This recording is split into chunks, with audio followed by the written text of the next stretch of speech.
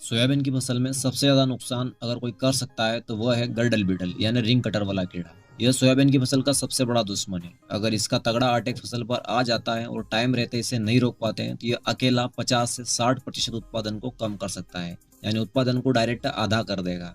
अगर एक बार आप इसे ठीक से समझ लेंगे कि यह गर्डल बीटल रिंग कटर फसल में कब आता है, किसे नुकसान करता है, कब तक नुकसान करता है, इसके आने के लक्षण क्या हैं, इसको रोकने के लिए कौन कौन सी दवाइयाँ को किस समय पर उपयोग करना है, इसका पूरा जीवन चक्र क्या है, इससे फसल को बचाने का परमानेंट इलाज क्या है। अगर इसकी यह पूरी जानकारी आपको होगी तो अभी और भविष्य में आप कभी भी गर्डल बीटल से अपनी फसल को सुरक्षित कर पाएंगे और भारी नुकसान से बच जाएंगे। बस थोड़ा सा समय दीजिए, आपको इसी वीडियो में पूरी जानकारी इसके उपाय और समाधान के साथ मिलेगी। तो चलिए आगे वीडियो में डिटेल में बात करते हैं। जो रिंग कटर वाला कीट है जिसे गर्डल बीटल कहते हैं, इसके शरीर का आगे का हिस्सा मुंह, सिर और आधा धड़ पीले और केसरिया रंग का होता है और पीछे का हिस्सा और पंख काले रंग के होते हैं। बढ़ती उम्र के साथ यह पूरे काले रंग का भी हो जाता है। सोयाबीन की फसल में यह जुलाई से अक्टूबर महीने के बीच में एक्टिव रहता है और इसका मेन अटैक जुलाई महीने के आखिरी सप्ताह से लेकर 15 अगस्त के बीच में आता है। इसे हम पहला अटैक भी कह सकते हैं। सोयाबीन में 30 दिन की अवस्था से लेकर 75 दिन की अवस्था तक नुकसान करता है। गर्डल बीटल की जो मादा मक्खी होती है वह पौधे के तने में या फिर शाखाओं में या फिर पत्तियों के डंठल में, तीनों में से किसी भी जगह 2 रिंग बनाती है। दोनों रिंग के बीच में कुछ गैप होता है। उस गैप में यह नीचे वाली रिंग के पास में 2 या 3 छेद करती है। तीनों छेद में जो बीच का छेद होता है वह थोड़ा बड़ा रखती है और उसमें अंडा रखती है। यह गर्डल बीटल एक समय पर एक तने में एक ही अंडा रखती है, लेकिन अपने पूरे जीवन काल में 120 से 125 अंडे देती है। अब इसने तने में या शाखा में जो अंडा दिया है वह 4 से 5 दिन में लार्वा बन जाता है, लेकिन जब यह रिंग बनाकर अंडा रखती है तब 2 से 3 घंटे में उस पौधे की पत्तियां लटकने लग जाती है। जहां कट लगा है वहां से पौधे की शाखाएं झुक जाती है, क्योंकि कट लगने के कारण पौधे में फूड मटेरियल की सप्लाई ऊपर जाना या आगे जाना बंद हो जाती है। तो यह एक लक्षण है गर्डल बीटल के अटैक को पहचानने का। इसे शुरुआती अवस्था में रोका जा सकता है, वरना बाद में इसे रोकना नामुमकिन के जैसा है। अब जो ये अंडा है वह 4 से 5 दिन में लार्वा बन गया है। अब यह पौधे के तने में 30 से 60 दिन तक अंदर ही अंदर घूमेगा और अंदर का सब फूड मटेरियल को खा जाएगा और पूरे तने को खोखला कर देगा। अब अगर पौधे में जमीन से ऊपर फल तक फूड मटेरियल सप्लाई बंद हो जाएगी और तना खोखला होगा तो ऑटोमेटिक उत्पादन कम हो जाएगा, क्योंकि ठीक से फलियां बन नहीं पाएगी।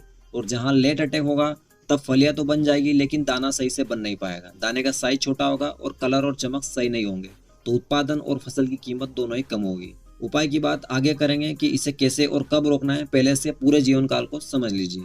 ये जो पीले रंग का कांटेदार गर्डल बीटल का कीट है, यह तने में ऊपर से नीचे जमीन की तरफ आता है और जमीन से थोड़ा ऊपर 4 से 5 इंच पर एक कट लगाता है और जितना इसकी लंबाई है उतना ही नीचे एक और कट लगाता है और दोनों कट के बीच में आकर ऊपर वाले कट से पूरे तने को ही काट कर नीचे गिरा देता है और निचले कट को भी पूरा काट कर खुद भी पौधे से अलग नीचे गिर जाता है।